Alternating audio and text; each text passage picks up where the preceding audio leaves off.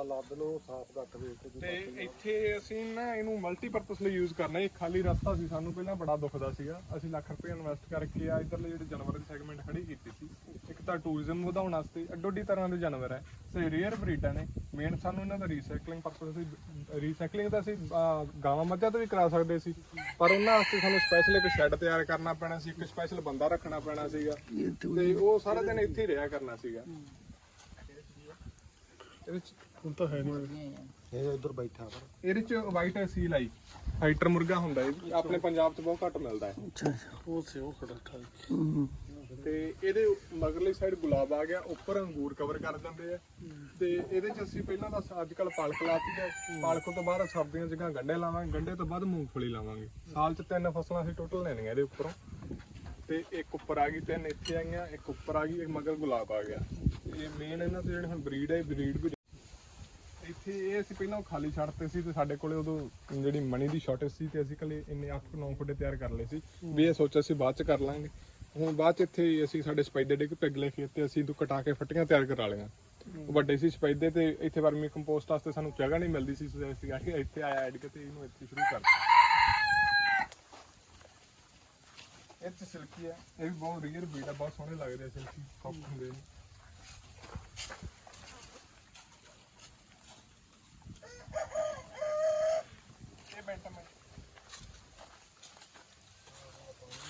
ਹਾਂਜੀ ਪਾਣੀ ਵਾਲਾ ਇਹ ਨਾ ਜਾਨਵਰ, ਕਈ ਜਾਨਵਰ ਹੁਣ ਸਾਨੂੰ ਪਤਾ ਇੱਦਾਂ ਜਦੋਂ ਪਾਣੀ ਜ਼ਿਆਦਾ ਵੇਸਟ ਕਰਦੇ ਆ, ਇਹਨਾਂ ਨੂੰ ਆਪ ਤੋਂ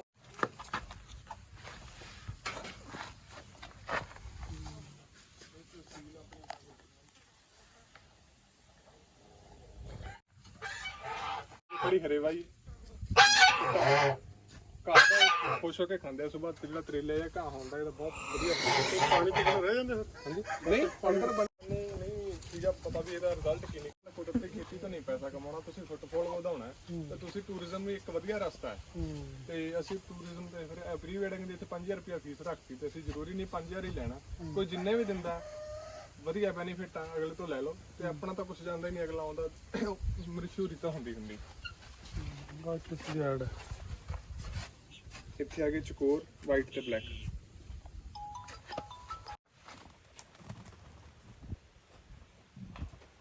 ਰਸਤਾ ਬਚਿਆ ਹੀ ਨਹੀਂ ਹੈਗਾ, ਸਾਰੇ ਰਾਹ ਬੰਦ ਹੋ ਗਏ, ਖੇਤ 'ਚ ਪੈਰ ਨਹੀਂ ਲੱਗਦੇ ਪਏ, ਪ੍ਰੋਡਕਟਿਵਿਟੀ ਜ਼ੀਰੋ ਹੈ, ਵੀਡਸ ਹੀ ਵੀਡਸ ਹੋ ਗਏ, ਲੋਕਾਂ ਦੀਆਂ ਟੀਚਰਾਂ, ਪਰਿਵਾਰ ਦਾ ਵਿਰੋਧ ਹੈ, ਬਹੁਤ ਸਮੱਸਿਆਵਾਂ। ਕਿਹੜੀ ਸਮੱਸਿਆ ਜਿਹੜੀ ਨਹੀਂ ਲੋਕਾਂ ਨੇ ਤੰਗ ਕੀਤਾ, ਅੱਗਾਂ ਲਾ ਕੇ ਬੂਟੇ ਸਾੜਤੇ, ਬੂਟੇ ਪੱਟ ਕੇ ਗਏ, ਹਰ ਸਮੱਸਿਆ ਨਾਲ ਮੈਂ ਜੂਝਿਆ ਇੱਥੇ। ਐਂ ਲੱਗਦਾ ਸੀ ਕਿ ਕਿੰਨਾ ਕੁ ਚਿਰ ਹੁਣ ਹੰਭ ਗਿਆ ਤੇ ਪ੍ਰੋਡਕਟਿਵਿਟੀ ਜ਼ੀਰੋ, ਆਪਾਂ ਪੈਦਾ ਹੀ ਕੁਝ ਨਹੀਂ ਹੋ ਰਿਹਾ। ਤਾਂ ਬੁਰੀ ਤਰ੍ਹਾਂ ਨਾਲ ਫਲੋਪ ਹੋਣ ਤੋਂ ਬਾਅਦ ਫਿਰ ਮੈਂ ਖੇਤੀ ਨੂੰ ਸਮਝਿਆ ਆਪਣੇ ਨਜ਼ਰੀਏ ਦੇ ਨਾਲ। ਇੱਥੋਂ ਨਿਰਾਸ਼ ਹੋ ਕੇ ਇੱਕ ਦਿਨ ਘਰੇ ਜਾ ਕੇ ਪੈ ਗਿਆ ਕਿ ਯਾਰ ਸਾਡੇ ਬਾਬੇ ਨਾਨਕ ਨੇ ਖੇਤੀ ਨੂੰ ਉੱਤਮ ਕਿਹਾ ਸੀ, ਉੱਤਮ ਖੇਤੀ ਮੱਧਮ ਵਪਾਰ ਨਿਖਿੱਧ ਚਾਕਰੀ, ਤੇ ਫਾਰਮਰ ਸੁਸਾਈਡ ਵੀ ਕਰ ਰਹੇ ਆ। ਦੋਨੋਂ ਚੀਜ਼ਾਂ ਸੱਚ ਨੇ, ਤਾਂ ਕਿਤੇ ਨਾ ਕਿਤੇ ਕੋਈ ਨਾ ਕੋਈ ਤਾਂ ਡਿਫਰੈਂਸ ਰਹਿ ਗਿਆ ਵਿੱਚੋਂ। ਇਹਨੂੰ ਸਮਝਣ ਦੀ ਲੋੜ ਹੈ, ਕਿਤੇ ਨਾ ਕਿਤੇ ਗਲਤ ਕਮੀ ਤਾਂ ਕਿੱਥੇ ਰਹਿ ਗਈ। ਨਾ ਤਾਂ ਬਾਬਾ ਨਾਨਕ ਝੂਠਾ ਹੋ ਸਕਦਾ ਹੈ, ਖੇਤੀ ਨੂੰ ਉੱਤਮ ਕਿਹਾ ਸੀ, ਤੇ ਨਾ ਹੀ ਇਹ ਗੱਲ ਝੂਠੀ ਹੈ ਕਿ ਕਿਸਾਨ ਆਤਮ ਹੱਤਿਆ ਨਹੀਂ ਕਰ ਰਹੇ। ਤਾਂ ਖੇਤੀ ਨੂੰ ਸਮਝਣ ਦੀ ਲੋੜ ਹੈ, ਕਿਤੇ ਦਿਸ਼ਾ ਸਾਡੀ ਗਲਤ ਹੋ ਗਈ। ਮੇਰੀ ਵੀ ਦਿਸ਼ਾ ਗਲਤ ਹੈ। 5 ਸਾਲ ਹੋ ਗਏ, ਬੜੀ ਮਿਹਨਤ ਕੀਤੀ, ਖਪਿਆ ਇੱਥੇ, ਪਰ ਪੈਰ ਫਿਰ ਵੀ ਨਹੀਂ ਲੱਗਦੇ ਪਏ। ਕਿਤੇ ਸਮਝਾਂ ਖੇਤੀ ਕੀ ਹੈ। ਤਾਂ ਮੈਂ ਘਰੇ ਜਾ ਕੇ ਆਰਾਮ ਨਾਲ ਕਮਰੇ ਦੇ ਵਿੱਚ ਬੈਠ ਕੇ 2-3 ਦਿਨ ਸ਼ਾਂਤੀ ਦੇ ਨਾਲ ਸੋਚਿਆ ਕਿ ਖੇਤੀ ਕਿਹਨੂੰ ਕਹਿੰਦੇ ਆ। ਸਭ ਤੋਂ ਪਹਿਲਾਂ ਤਾਂ ਆਹ ਖੇਤੀ ਦੀਆਂ ਪੱਧਤੀਆਂ ਤਾਂ ਅਗਲੀ ਗੱਲ ਹੈ, ਉਹ ਤਾਂ ਬਾਅਦ ਦੀਆਂ ਗੱਲਾਂ। ਸਭ ਤੋਂ ਪਹਿਲਾਂ ਖੇਤੀ ਕੀ ਹੈ, ਇਹਨੂੰ ਤਾਂ ਸਮਝੀਏ। ਤਾਂ ਮੈਂ ਸਮਝਿਆ ਕਿ ਧਰਤੀ ਦਾ ਇੱਕ ਟੁਕੜਾ ਜਿੱਥੇ ਬਾਰਿਸ਼ ਦੇ ਪਾਣੀ ਦੇ ਨਾਲ ਕੋਈ ਵੀ ਵਨਸਪਤੀ ਉਗਦੀ ਹੈ ਤਾਂ ਉਸ ਟੁਕੜੇ ਨੂੰ ਜੰਗਲ ਕਹਿੰਦੇ ਆ। ਧਰਤੀ ਦਾ ਇੱਕ ਟੁਕੜਾ ਜਿੱਥੇ ਬਾਹਰ ਤੋਂ ਪਾਣੀ ਦੇ ਕੇ ਕਿਸੇ ਵਨਸਪਤੀ ਨੂੰ ਉਗਾਇਆ ਜਾਂਦਾ ਹੈ ਤਾਂ ਉਸ ਟੁਕੜੇ ਨੂੰ ਖੇਤ ਕਹਿੰਦੇ ਆ। ਜਿਹੜੀ ਐਕਟੀਵਿਟੀ ਕਰਦੇ ਆ, ਅਸੀਂ ਬੀਜ ਪਾਉਂਦੇ ਆ, ਵੀਡਸ ਕੱਢਦੇ ਆ, ਪਾਣੀ ਲਾਉਂਦੇ ਆ, ਉਹ ਸਾਰੀਆਂ ਐਕਟੀਵਿਟੀਜ਼ ਨੂੰ ਖੇਤੀ ਕਿਹਾ ਜਾਂਦਾ ਹੈ। ਪ੍ਰੋਡਕਸ਼ਨ ਸਾਨੂੰ ਦੋਵਾਂ ਥਾਵਾਂ ਤੋਂ ਮਿਲਦੀ ਹੈ। ਅੰਬ ਸਾਨੂੰ ਖਾਣ ਨੂੰ ਜੰਗਲ ਚੋਂ ਵੀ ਮਿਲ ਜਾਣਗੇ ਤੇ ਅੰਬ ਸਾਨੂੰ ਖੇਤ ਦੇ ਵਿੱਚੋਂ ਵੀ ਕਿਸੇ ਬੂਟੇ ਤੋਂ ਅੰਬ ਤੋੜ ਕੇ ਖਾ ਸਕਦੇ ਹਾਂ। ਬੇਸਿਕ ਫਰਕ ਕੀ ਹੈ, ਇੱਥੇ ਵੈਜੀਟੇਸ਼ਨ ਸੋ ਮੋਟੋ ਆਪਣੇ ਆਪ ਉਗਦੀ ਹੈ ਤੇ ਇੱਥੇ ਵੈਜੀਟੇਸ਼ਨ ਦਾ ਡਿਜ਼ਾਈਨ ਅਸੀਂ ਆਪਣੀ ਜ਼ਰੂਰਤ ਦੇ ਮੁਤਾਬਕ, ਅਸੀਂ ਆਪਣੀ ਲੋੜ ਮੁਤਾਬਕ ਕਰਦੇ ਹਾਂ। ਤੇ ਜਿੱਥੇ ਸਾਡਾ ਇੰਟਰਸਟ ਆਉਂਦਾ ਹੈ, ਹਿਊਮਨ ਇੰਟਰਸਟ ਆਉਂਦਾ ਹੈ, ਤਾਂ ਉਸ ਥਾਂ ਤੇ ਜਿਹੜੀ ਅਸੀਂ ਐਕਟੀਵਿਟੀ ਕਰਾਂਗੇ ਤਾਂ ਉਹ ਨੈਚੁਰਲ ਨਹੀਂ ਹੋ ਸਕਦੀ। ਤਾਂ ਖੇਤੀ ਇੱਕ ਕੁਦਰਤੀ ਵਰਤਾਰਾ ਨਹੀਂ ਹੈ। ਮੇਰੀ ਇਹ ਸਮਝ ਬਣੀ ਕਿ ਖੇਤੀ ਇੱਕ ਅਨਨੈਚੁਰਲ ਐਕਟ ਹੈ, ਗੈਰ ਕੁਦਰਤੀ ਵਰਤਾਰਾ ਹੈ। ਸੋ ਜਦੋਂ ਅਸੀਂ ਗੈਰ ਕੁਦਰਤੀ ਵਰਤਾਰਾ ਕਰਾਂਗੇ, ਅਸੀਂ ਕੁਦਰਤ ਦੇ ਖਿਲਾਫ ਜਾਵਾਂਗੇ, ਤਾਂ ਸਾਡੀ ਹਿਊਮਨ ਜਿਹੜੀ ਹੈਗੀ ਐਨਰਜੀ ਲੱਗਣੀ ਹੈ, ਜ਼ਿਆਦਾ ਲੱਗਣੀ। ਇਹ ਤਾਂ ਸਮਝ ਬਣ ਗਈ। ਉਦੋਂ ਗਾਂ ਪੱਧਤੀਆਂ ਦੀ ਗੱਲ ਆ ਜਾਂਦੀ। ਖੇਤੀ ਦੀਆਂ ਅਲੱਗ-ਅਲੱਗ ਪੱਧਤੀਆਂ ਨੇ। ਤਾਂ ਮੈਂ ਸੋਚਿਆ ਕਿ ਖੇਤੀ ਦੀਆਂ ਕਈ ਪੱਧਤੀਆਂ ਨੇ, ਨੈਚੁਰਲ ਫਾਰਮਿੰਗ ਹੈ, ਆਰਗੈਨਿਕ ਫਾਰਮਿੰਗ ਹੈ, ਕੈਮੀਕਲ ਫਾਰਮਿੰਗ ਹੈ, ਨੋ ਟਿਲੇਜ ਮਾਡਲ ਹੈ, ਜਾਪਾਨੀਜ਼ ਮਾਡਲ, ਮਸਨੂਥੂ ਫੁਕੋਕਾ ਦਾ ਮਾਡਲ ਹੈ, ਬੜੇ ਮਾਡਲ ਨੇ ਖੇਤੀ ਦੇ ਅਲੱਗ-ਅਲੱਗ। ਜਿਹੜੀ ਕੁਦਰਤੀ ਖੇਤੀ ਫਿਰ ਕੀ ਹੋਈ? ਕੁਦਰਤੀ ਖੇਤੀ ਦਾ ਇੱਕ ਉਹ ਮਾਡਲ ਹੈ ਜਿਸ ਮਾਡਲ ਦੇ ਵਿੱਚ ਅਸੀਂ ਕੁਦਰਤ ਦੀ ਨਕਲ ਕਰਨ ਦੀ ਕੋਸ਼ਿਸ਼ ਕਰਦੇ ਹਾਂ। ਹੁਣ ਕੁਦਰਤ ਕਿੱਥੇ ਹੈ? ਲਾਅ ਆਫ ਨੇਚਰ ਕਿੱਥੇ ਹੈ? ਜਿੱਥੇ ਹਿਊਮਨ ਇੰਟਰਫੀਰੈਂਸ ਨਹੀਂ ਹੈ। ਇੱਕ 10 ਏਕੜ ਦਾ ਇੱਕ ਜੰਗਲ, 10,000 ਏਕੜ ਦਾ ਇੱਕ ਜੰਗਲ ਮੰਨ ਲਓ, ਉਸ ਜੰਗਲ ਦੇ ਵਿੱਚ ਹੁਣ ਮਨੁੱਖ ਦਖਲ ਨਹੀਂ ਦੇ ਰਿਹਾ, ਤਾਂ ਉੱਥੇ ਲਾਅ ਆਫ ਨੇਚਰ ਪ੍ਰਵੇਲ ਕਰਦਾ ਹੈ। ਤੇ ਲਾਅ ਆਫ ਨੇਚਰ ਪ੍ਰਵੇਲ ਕਰਦਾ ਤੇ ਉੱਥੇ ਸਾਰਾ ਕੁਝ ਕਿਵੇਂ ਵਾਪਰ ਰਿਹਾ ਹੈ ਉਹਨੂੰ ਸਮਝੀਏ ਥੋੜਾ ਜਿਹਾ। ਉਹਨੂੰ ਜਦੋਂ ਸਮਝਿਆ ਕਿ ਮੈਂ ਸਭ ਤੋਂ ਪਹਿਲਾਂ ਤਾਂ ਇਹ ਸਮਝੀ ਕਿ ਜੰਗਲ 'ਚ ਹੈ ਕੀ, ਤਾਂ ਮੈਂ ਸਮਝਿਆ ਕਿ ਜੰਗਲ ਦੇ ਵਿੱਚ ਮੋٹے ਤੌਰ ਤੇ ਦੋ ਹੀ ਚੀਜ਼ਾਂ ਨੇ, ਫਲੋਰਾ ਐਂਡ ਫੌਨਾ, ਵਨਸਪਤੀ ਅਤੇ ਜੀਵ ਜਗਤ ਹੈ। ਤਾਂ ਅਗਾਂਹ ਵਨਸਪਤੀ ਨੂੰ ਸਮਝੀਏ ਕਿੰਨੇ ਕਿਸਮ ਦੀ ਹੈ, ਤਾਂ ਮੋٹے ਤੌਰ ਤੇ ਦੋ ਕਿਸਮ ਦੀ ਵਨਸਪਤੀ ਹੈ, ਐਨੂਅਲਸ ਅਤੇ ਪੈਰੀਨੀਅਲਸ ਹੈ। ਹਰ ਸਾਲ ਉੱਗ ਕੇ ਖਤਮ ਹੋਣ ਵਾਲੀ ਹੈ ਤੇ ਲੰਬਾ ਸਮਾਂ ਚੱਲਣ ਵਾਲੀ ਹੈ। ਤਾਂ ਜੀਵ ਕਿੰਨੇ ਕਿਸਮ ਦੇ ਨੇ? 3 ਕਿਸਮ ਦੇ ਮੋٹے ਤੌਰ ਤੇ ਜੀਵ ਨੇ, ਧਰਤੀ ਦੇ ਵਿੱਚ ਰਹਿਣ ਵਾਲੇ, ਉੱਤੇ ਤੁਰਨ ਵਾਲੇ ਤੇ ਉੱਡਣ ਵਾਲੇ। ਤਿੰਨੋਂ ਕਿਸਮ ਦੇ ਜੀਵ, 2 ਕਿਸਮ ਦੀ ਵਨਸਪਤੀ। ਤਾਂ ਹੁਣ ਇਹਨਾਂ ਦਾ ਆਪਸੀ ਰਿਸ਼ਤਾ ਕੀ ਹੈ ਦੋਨਾਂ ਦਾ? ਤਾਂ ਮੈਂ ਸਮਝਿਆ ਉੱਥੇ ਕਿ ਜਿਹੜੇ ਤਿੰਨੋਂ ਕਿਸਮ ਦੇ ਜੀਵ ਹੈ ਇਹਨਾਂ ਦਾ ਫੂਡ ਡਾਇਰੈਕਟਲੀ ਜਾਂ ਇਨਡਾਇਰੈਕਟਲੀ ਇਹ 2 ਕਿਸਮ ਦੀ ਵਨਸਪਤੀ ਹੈ। ਚਾਹੇ ਤਾਂ ਇੱਕ ਬੱਕਰੀ ਘਾਹ ਖਾਂਦੀ ਹੈ, ਡਾਇਰੈਕਟਲੀ ਹੋ ਗਿਆ, ਚਾਹੇ ਇੱਕ ਬਿੱਲੀ ਚੂਹੇ ਨੂੰ ਖਾਂਦੀ ਹੈ, ਚੂਹਾ ਘਾਹ ਖਾਂਦਾ, ਇਨਡਾਇਰੈਕਟਲੀ ਹੋ ਗਿਆ। ਕਿਸੇ ਵੀ ਰੂਪ ਦੇ ਵਿੱਚ ਇਹ ਤਿੰਨੋਂ ਕਿਸਮ ਦੇ ਜੀਵਾਂ ਦਾ ਫੂਡ ਜਿਹੜਾ ਭੋਜਨ ਹੈ ਵਨਸਪਤੀ ਹੈ, 2 ਕਿਸਮ ਦੀ। ਤਾਂ ਵਨਸਪਤੀ ਦਾ ਫੂਡ ਕੀ ਹੋਇਆ? ਇਹ ਤਿੰਨੋਂ ਕਿਸਮ ਦੇ ਜੀਵਾਂ ਦਾ ਮਲ ਮੂਤਰ ਜਿਹੜਾ ਉਹਨਾਂ ਨੇ ਖਾ ਕੇ ਐਕਸਕ੍ਰੀਟਾ ਕੱਢਤਾ, ਉਹ ਇਹਨਾਂ ਦਾ ਫੂਡ ਹੈ। ਤਾਂ ਇੱਕ ਬੜਾ ਸੋਹਣਾ ਰਿਸ਼ਤਾ ਹੈ, ਵਨਸਪਤੀ ਜੀਵਾਂ ਨੂੰ ਪਾਲਦੀ ਹੈ ਤੇ ਜੀਵ ਵਨਸਪਤੀ ਨੂੰ ਪਾਲਦੇ ਆ। ਤਾਂ ਆਹੀ ਰਿਸ਼ਤਾ ਸਾਡੀ ਖੇਤੀ ਦੇ ਵਿੱਚ ਮੇਰੇ ਦਾਦਾ ਜਦੋਂ ਖੇਤੀ ਕਰਦਾ ਸੀ ਉਹਨੇ ਸਥਾਪਿਤ ਕੀਤਾ ਸੀ ਖੇਤ ਦੇ ਵਿੱਚ। ਮੇਰੇ ਪਿੰਡ ਦਾ ਜੇ 2000 ਏਕੜ ਰਕਬਾ ਹੈ ਤਾਂ 2000 ਏਕੜ ਰਕਬੇ ਦੇ ਵਿੱਚੋਂ ਜਿੰਨਾ ਨਿਊਟ੍ਰੀਸ਼ਨ ਹਾੜੀ ਦੇ ਵਿੱਚ ਗਿਆ, ਜਿੰਨਾ ਜ਼ਿੰਕ, ਪੋਟਾਸ਼, ਬੋਰੋਨ ਗਿਆ ਮਿੱਟੀ ਦੇ ਵਿੱਚੋਂ, ਗੱਡੇ ਭਰ ਕੇ ਪਿੰਡ ਲੈ ਗਿਆ, ਆਪ ਖਾਦਾ, ਆਪਦੇ ਜਾਨਵਰਾਂ ਨੂੰ ਖਵਾਇਆ, ਨਾਈ ਹਲਵਾਈ ਪਿੰਡ ਦੇ ਸੁਨਿਆਰ ਸਭ ਨੂੰ ਦਿੱਤਾ, ਉਹਨਾਂ ਨੇ ਖਾਦਾ। ਉਹਨਾਂ ਨੇ ਖਾਣ ਤੋਂ ਬਾਅਦ ਸਾਰੇ ਲੋਕ ਜੰਗਲ ਪਾਣੀ ਖੇਤਾਂ 'ਚ ਆਏ, ਨਿਊਟ੍ਰੀਸ਼ਨ ਦੇ ਇੱਥੇ ਡਿਲੀਵਰ ਕਰ ਗਏ।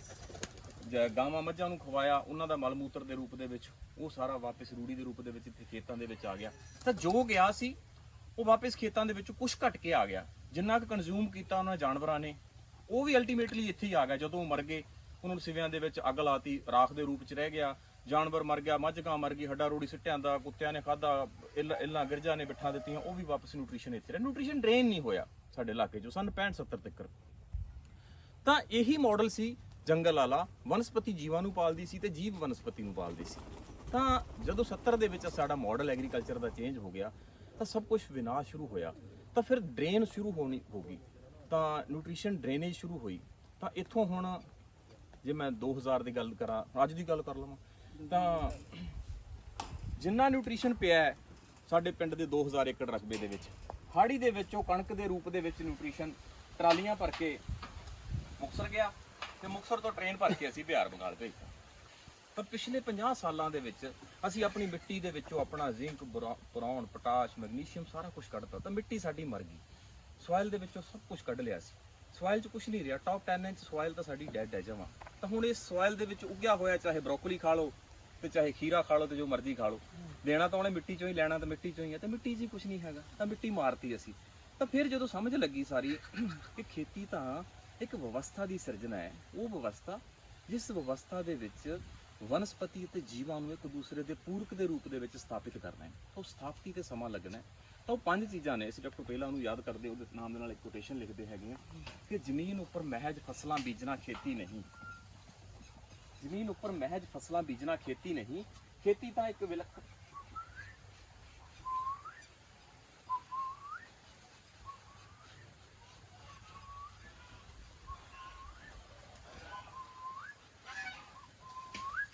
ਮੇਰੀ ਸਿਟੀ ਤੇ ਲੱਗੇ ਹੋਏ ਜਿਹਨਾਂ ਨੂੰ ਪਤਾ ਸਾਡਾ ਬੌਸ ਹੈ ਤੇ ਫਿਰ ਸਮਝ ਲੈਂਦੇ ਆ।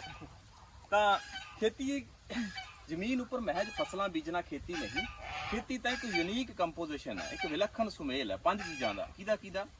ਫਸਲਾਂ ਤੇ ਰੁੱਖ, 2 ਕਿਸਮ ਦੀ ਵਨਸਪਤੀ ਤੇ 3 ਕਿਸਮ ਦੇ ਜੀਵ। ਜ਼ਮੀਨ ਉੱਪਰ ਮਹਿਜ ਫਸਲਾਂ ਬੀਜਣਾ ਖੇਤੀ ਨਹੀਂ, ਖੇਤੀ ਤਾਂ ਇੱਕ ਵਿਲੱਖਣ ਸੁਮੇਲ ਹੈ ਫਸਲਾਂ, ਰੁੱਖਾਂ, ਪਸ਼ੂ ਧਨ, ਸੂਖਮ ਜੀਵ ਤੇ ਪੰਛੀਆਂ ਦਾ। ਇਹ 3 ਕਿਸਮ ਦੇ ਜੀਵ ਹੋ ਗਏ, ਪਸ਼ੂ ਉੱਪਰ ਤੁਰਨ ਵਾਲੇ, ਸੂਖਮ ਜੀਵ ਤੇ ਪੰਛੀ। ਇਹ 5 ਚੀਜ਼ਾਂ ਜਦੋਂ ਇਕੱਠੀਆਂ ਹੋ ਗਈਆਂ ਤਾਂ ਫਿਰ ਖੇਤੀ ਹੈ। ਤਾਂ ਉਸ ਖੇਤੀ ਨੂੰ ਦੁਨੀਆ ਦੀ ਕੋਈ ਤਾਕਤ ਫੇਲ ਨਹੀਂ ਕਰ ਸਕਦੀ। ਤਾਂ ਉਹ ਸਥਾਪਤੀ ਤੇ ਸਮਾਂ ਲੱਗਣਾ ਹੈ। ਮੈਂ ਵੀ ਹਜੇ ਉਸ ਸਟੇਜ ਦੇ ਉੱਤੇ ਹੀ ਹੈਗਾ, ਸਥਾਪਤੀ ਵਾਲੇ ਪਾਸੇ ਆ, ਸਾਰਾ ਕੁਝ ਸੈੱਟ ਕੀਤਾ। ਤਾਂ ਜੋ ਕੁਝ ਖੜਾ ਹੋਇਆ ਲਾਸਟ ਵਾਲੇ 2-3 ਸਾਲਾਂ 'ਚ ਖੜਾ ਹੋਇਆ, ਜਦੋਂ ਦੀ ਸਮਝ ਬਣੀ ਹੈ। ਤਾਂ ਹੁਣ ਜਿਹੜਾ ਹੈਗਾ ਪੈਰ ਲੱਗਣ ਲੱਗੇ, ਤੂੰ ਪਹਿਲਾਂ ਤਾਂ ਪੈਰ ਹੀ ਨਹੀਂ ਲੱਗੇ।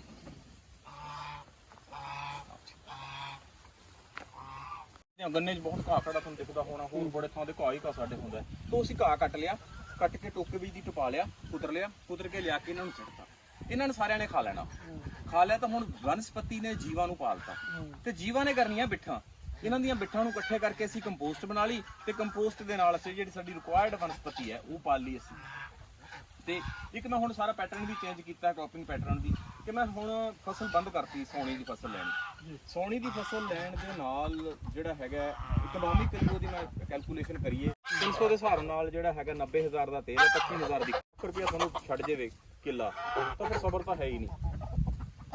ਤਾਂ ਹੁਣ ਮੈਂ ਇੱਕ ਫਸਲ ਹੀ ਲੈਣ ਲੱਗ ਪਿਆ ਇਸ ਸੀਜ਼ਨ। ਤੁਸੀਂ ਪਿਛਲੇ ਸਾਲ ਥੋੜਾ ਟਰਾਈ ਕੀਤਾ ਸੀ, ਵਧੀਆ ਆਇਆ। ਇਸ ਸੀਜ਼ਨ ਤੋਂ ਬੰਦ ਕਰਤਾ, ਇੱਕੋ ਫਸਲ ਲੈਣੀ।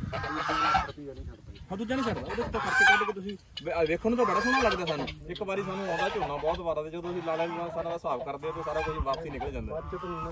ਹਾਂ ਤਾਂ ਇੱਥੇ ਉਹ ਸਾਰੇ ਅਸੀਂ ਕੁਤਰ ਕੇ ਲਿਆ ਕੇ ਪਾ ਦਿੰਦੇ ਆ, ਤਾਂ ਇਹ ਸਾਰੇ ਖਾ ਲੈਂਦੇ ਨੇ, ਖਾ ਕੇ ਤੇ ਇੱਥੇ ਇਹ ਬਿੱਠਾ ਬੁੱਠਾ ਵੀ ਇੱਥੇ ਕਰ ਦਿੰਦੇ ਨੇ ਕੁਛ। ਤਾਂ ਇਹਦੇ ਤੇ ਬਹੁਤ ਜਿਹੜਾ ਬਾਜਰਾ ਤੇ ਵੀ ਚੀਜ਼ ਅਸੀਂ ਬਿਨਾਂ ਪ੍ਰੋਡਕਟਿਵ ਨਹੀਂ ਲਾਈ, ਕਿਉਂਕਿ ਅਸੀਂ ਸਾਡੀ ਖੇਤੀ ਦਾ ਮਾਡਲ ਕੁਝ ਹੋਰ ਹੈ। ਉਹ ਦੂਜੇ ਝੋਨੇ ਕਣਕ ਵਾਲਿਆਂ ਨੂੰ ਟਰਾਲੀਆਂ ਭਰ ਕੇ ਨਹੀਂ ਖੇਤ 'ਚੋਂ ਜਾਣਾ, ਅਸੀਂ ਤਾਂ ਥੋੜੇ ਪੈਸੇ ਕਮਾਉਣੇ ਆ। ਕੋਈ ਮਹਿੰਦੀ ਪਾਊਡਰ ਵੇਚ ਲਿਆ, ਕੋਈ ਕਬੂਤਰ ਵੇਚ ਲਿਆ, ਕੋਈ ਖਰਗੋਸ਼ ਵੇਚ ਲਿਆ, ਐਂ ਥੋੜੇ ਪੈਸੇ। ਹਰ ਚੀਜ਼ ਨੂੰ ਕੋਈ ਵੱਡੇ ਪੱਧਰ ਤੇ ਨਹੀਂ ਕਰਨਾ, ਛੋਟੇ ਚੀਜ਼ਾਂ। ਤਾਂ ਇਹ ਮਹਿੰਦੀ ਪਾਊਡਰ ਅਸੀਂ ਬਣਾਉਂਦੇ ਆ ਇੱਥੋਂ। ਤਾਂ ਇਹਦੇ 'ਚ ਨਿਊਟ੍ਰੀਸ਼ਨ ਆ ਗਿਆ। ਹੁਣ ਤਾਂ ਇਸ ਨਿਊਟ੍ਰੀਸ਼ਨ ਨੂੰ ਅਸੀਂ ਹਾਰਵੈਸਟ ਕਰਨਾ ਹੈ। ਇਸ ਨਿਊਟ੍ਰੀਸ਼ਨ ਨੂੰ ਅਸੀਂ ਪਾਈਪ ਲਾ ਕੇ ਦੂਸਰੇ ਤੀਸਰੇ ਦਿਨ ਉਹਨਾਂ 'ਚ ਲੈ ਜਾਂਦੇ ਆ ਅਜੋਲੇ ਵਾਲੇ ਯੂਨਿਟ।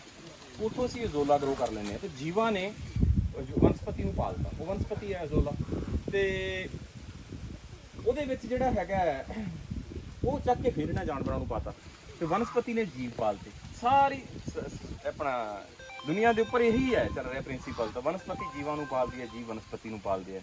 ਤਾਂ ਇਹਦੇ ਉੱਪਰ ਅਸੀਂ ਹੁਣ ਮੈਨ ਪਾਵਰ, ਤਾਂ ਇਹਨੂੰ ਲਿਪਣ ਵਾਲੇ ਕੰਮ ਤੋਂ ਵੀ ਕਿਵੇਂ ਖੜਾ ਛੁੱਟ ਸਕੇ, ਤਾਂ ਉਹਦੇ ਵਾਸਤੇ ਵੀ ਮੈਂ ਕੰਮ ਕੀਤਾ ਕਿ ਅਸੀਂ ਇੱਕ ਵਿੰਡ ਬ੍ਰੇਕ ਵਾਲ ਬਣਾਤੀ ਇੱਧਰ ਤੂਤ ਦੇ ਨਾਲ। ਇਹ ਤੂਤ ਤੋਂ ਫਰਦਰ ਰੈਵਨਿਊ ਜਨਰੇਟ ਕਰਨਾ ਹੈਗਾ, ਤਾਂ ਤੂਤ ਤੋਂ ਅਸੀਂ ਜਿਹੜਾ ਹੈਗਾ ਫਰਨੀਚਰ ਬਣਾਉਨੇ ਆ। ਪਿਛਲੇ ਸਾਲ ਹੀ ਸ਼ੁਰੂ ਕੀਤਾ ਹੈਗਾ। ਇਹ ਕੁਰਸੀ ਤੁਹਾਨੂੰ ਦਿਖਾਉਂਦੇ ਆ, ਇੱਕ ਮਾਡਲ ਬਣਾਇਆ ਹੈ। ਇਸ ਸੀਜ਼ਨ ਅਸੀਂ ਇਹਦੇ 5 ਮਾਡਲ ਬਣਾ ਰਹੇ ਹਾਂ। ਜਿਵੇਂ ਬੈਂਤ ਦੀ ਕੁਰਸੀ ਬਣਦੀ ਹੈ, ਉਸੇ ਤਰ੍ਹਾਂ ਤੂਤ ਦੀ ਕੁਰਸੀ ਬਹੁਤ ਸੋਹਣੀ ਬਣਦੀ ਹੈ। ਇਹਦੇ ਟੇਬਲ ਲੈਂਪ ਬਣਦੇ ਆ, ਬਹੁਤ ਕੁਝ ਬਣਦੇ ਆ, ਤੇ ਮੇਰੇ ਕੋਲ 100 ਤੂਤ ਲੱਗਿਆ। ਤੇ ਅੱਜ ਤੋਂ ਪਹਿਲਾਂ ਤਾਂ ਮੈਂ ਦੱਸਦਾ ਨਹੀਂ ਹੁੰਦਾ, ਸ਼ਰਮ ਦਾ ਮੇਰਾ ਲੋਕ ਹੱਸ ਪੈਂਦੇ ਸੀ, ਕੀ ਕਮਲਾ ਹੋਇਆ, ਤੇ ਟੋਕਰੇ ਸਿਰ 'ਚ ਮਾਰੂਗਾ ਇੰਨੇ 100 ਤੂਤ ਦੇ, ਕੀ ਕਰੂਗਾ ਟੋਕਰਿਆਂ ਦਾ। ਤੇ ਮੈਂ ਪਹਿਲੇ ਦਿਨੋਂ ਸੋਚ ਕੇ ਲਾਏ ਸੀਗੇ ਕਿ ਯਾਰ ਜੇ ਬੈਂਤ ਦੀ ਕੁਰਸੀ ਬਣ ਸਕਦੀ ਹੈ, ਤੂਤ ਦੀ ਕਿਉਂ ਨਹੀਂ ਬਣ ਸਕਦੀ। ਬਹੁਤ ਕੁਝ ਬਣ ਸਕਦਾ ਤੂਤ ਦਾ। ਅਸੀਂ ਇੱਕ ਹੱਟ ਬਣਾਈ ਆ ਮਗਰ ਜੰਗਲ 'ਚ, ਐਡੀ ਵੱਡੀ ਹੱਟ ਹੈ, ਜਿਵੇਂ ਵੱਡਾ ਸਾਰਾ ਟੋਕਰਾ ਬਣਾ ਲਿਆ, ਤੂਤ ਦਾ ਹੀ ਆ ਸਾਰਾ।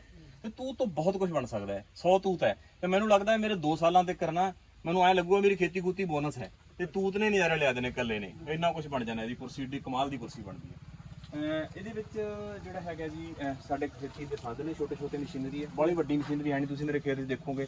ਮੈਕਨਾਈਜੇਸ਼ਨ ਦੇ ਮੈਂ ਬੜਾ ਖਿਲਾਫ ਹੈ, ਕਿਉਂਕਿ ਮਸ਼ੀਨੀਕਰਨ ਦੀ ਬਾਹਲੀ ਲੋੜ ਨਹੀਂ ਹੈ ਖੇਤੀ 'ਚ, ਤੇ ਛੋਟੀਆਂ ਮਸ਼ੀਨਾਂ ਸਾਡੇ ਕੋਲੇ। ਤੇ ਇਹਦੇ ਵਿੱਚ ਸਾਡੀ ਹੈਚਰੀ ਹੈ, ਜਿਹੜੇ ਅਸੀਂ ਅੰਡੇ ਆਉਂਦੇ ਨੇ, ਅਸੀਂ ਨਿਊਟ੍ਰੀਸ਼ਨ ਨੂੰ ਸਾਰੇ ਨੂੰ ਘੁਮਾ ਰਹੇ ਹਾਂ ਖੇਤ ਦੇ ਵਿੱਚ। ਜਿੱਥੇ ਤੁਹਾਨੂੰ ਸਿੱਟ ਬੈਠਦਾ ਕੱਢ ਲਓ, ਨਹੀਂ ਉਹਨੂੰ ਅੱਗੇ ਤੋਰ ਦਿਓ। ਤੁਸੀਂ ਛੋਲੇ ਉਗਾਏ, ਛੋਲੇ ਸਹੀ ਪ੍ਰੋਪਰ ਰੇਟ ਤੇ ਵਿਕਦੇ, ਠੀਕ ਹੈ, ਨਹੀਂ ਤਾਂ ਜਾਨਵਰਾਂ ਨੂੰ ਪਾ ਦਿਓ। ਹਰ ਚੀਜ਼ ਤੁਸੀਂ ਜਾਨਵਰਾਂ ਨੂੰ ਪਾ ਕੇ ਨਿਊਟ੍ਰੀਸ਼ਨ ਨੂੰ ਗਾਂਹ ਤੋਰੀ ਚਲੋ। ਉਹਨੂੰ ਇੱਕ ਚੇਂਜ ਪਾਤਾ, ਜਿੱਥੇ ਲੋੜ ਆ ਕੱਢ ਲਓ। ਤਾਂ ਹੁਣ ਅਸੀਂ ਅੰਡੇ, ਮੰਨ ਲਓ ਇਹਨਾਂ ਦਿਨਾਂ 'ਚ ਅੰਡੇ ਸਾਡੇ ਨਹੀਂ ਹੁਣ ਵਿਕਦੇ, ਤੇ ਲੋਕ ਘੱਟ ਲੈਂਦੇ ਆ, ਤਾਂ ਅਸੀਂ ਉਹਦੇ ਬੱਚੇ ਕਢਾ ਲਏ। ਬੱਚੇ ਕਢਾ ਕੇ ਆਉਣ ਵਾਲੇ ਸਮੇਂ ਬੱਚੇ ਵੇਚ ਲਾਂਗੇ, ਨਹੀਂ ਬੱਚੇ ਤੋਂ ਅੰਡੇ ਦੇਣਗੇ, ਅੰਡੇ ਵਿਕ ਜਾਣਗੇ। ਇਸ ਤਰ੍ਹਾਂ ਗਾਂਹ ਦੀ ਗਾਂਹ ਤੋਰੀ ਜਾਣਾ। ਹਾਂਜੀ।